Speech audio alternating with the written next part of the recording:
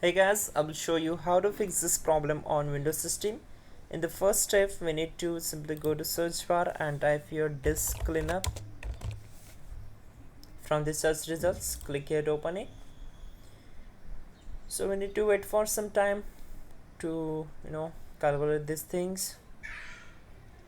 Then we need to check these things: temporary files, thumbnails, and download program files and temporary internet files. Then click on OK and we need to select delete files.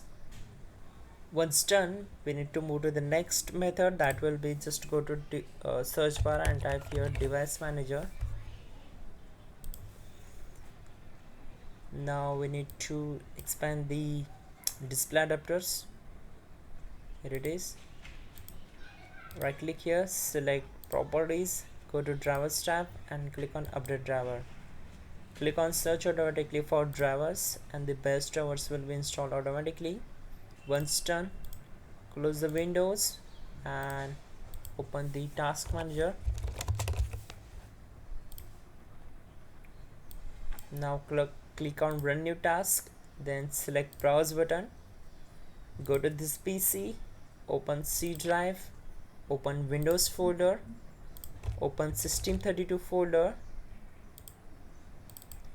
In the System32 folder we need to find out cmd file. There it is. Just select it and click on open.